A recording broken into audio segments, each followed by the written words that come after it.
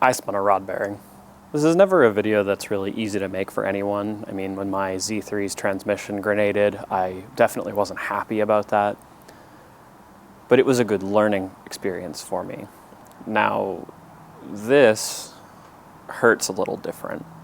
You see, this is my 2006 Impreza 2.5i. This was supposed to be my track car, learner car, and unfortunately, the entire time I've had it, it has been nothing but problems.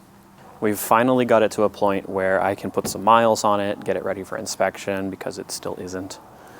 The exhaust is fixed. It sounds so good, but the engine in this thing unfortunately let go on me while I was doing some just laps up and down the street, and has decided to spin a bearing. I'm pretty sure we haven't torn it down yet, and I haven't drained the oil, but I'm pretty sure if I do, it'll be glittery.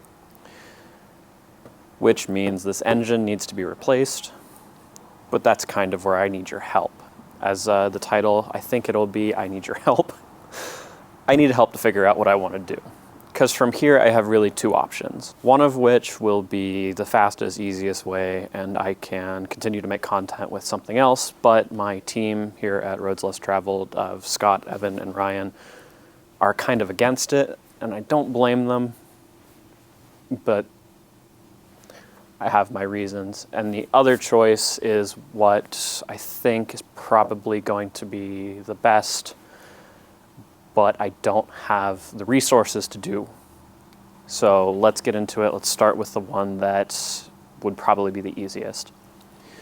That would be to just list this car for sale, which I have already done, but I have not really been paying attention to it, and just get it out of here. Make it someone else's problem and move on with something else. Move to like a 330i or Saab 9.3, something like that, a Mark IV Golf GTI.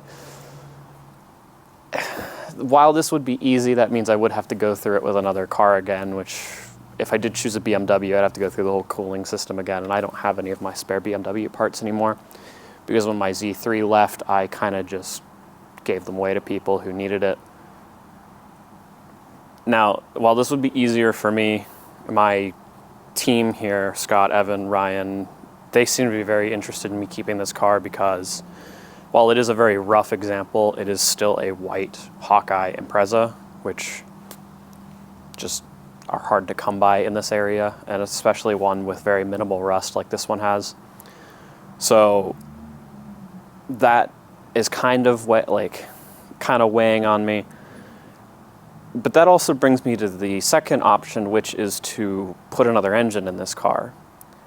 Which, all right, here's my issue with that. I could put another 253 in this car, which is the engine designation EJ, which is the engine family 253. It's another naturally aspirated EJ. It would fit right in. We would just drop it in, start the car, and it would be perfectly fine. The issue is that on track, the 253s will torch themselves again.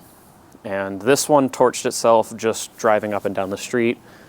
I would have to end up doing a lot of supporting mods, and I would end up having to re-gasket another engine, which was not cheap. My other option is to 255 or 205 swap this, which are the WRX engines, which would require me to basically get a donor car. Now, that wouldn't be impossible. Realistically, that would probably be the easiest way to go about this, get a different hood with the scoop on it, and just drop an engine in. This is already in a manual car with the iWire VSS system in it, so it would be able to read its speed and everything. I would just need the ECU, wiring harness, and engine. I don't really want to do that quite yet, because I didn't want that much power when I was learning how to move about on track. I didn't want to have the crux of being able to just say, I have enough power to just work my way through the corner. So that is also on the table. And finally, we could just move completely past both of those steps and go to my end goal with this car, which was to EZ30 swap it. Now, the issue with the EZ30 swap is that the EZ30s were can cars, which were immobilized. So I would have to find a way to run the immobilizer or confuse the immobilizer into thinking it was okay, because everything else from there forward is plug and play. This definitely is tempting, and I can find an easy 30. There's one at a parts yard just up the road from me. That would be an ideal candidate, but again, I would have to gasket it. I'd have to do head gaskets, all that kind of stuff, and I'd have to time it.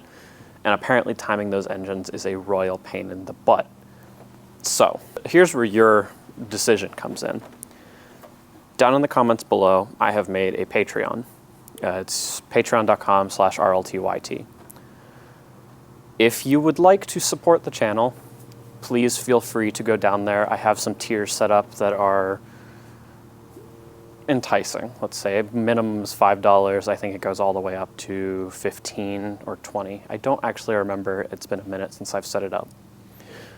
If that is your choice and you would like to support, you will get your name at the end of the videos and a couple of other things. I think you get some pictures that Ryan and Evan take that are really high quality, and I'm very much a fan of those.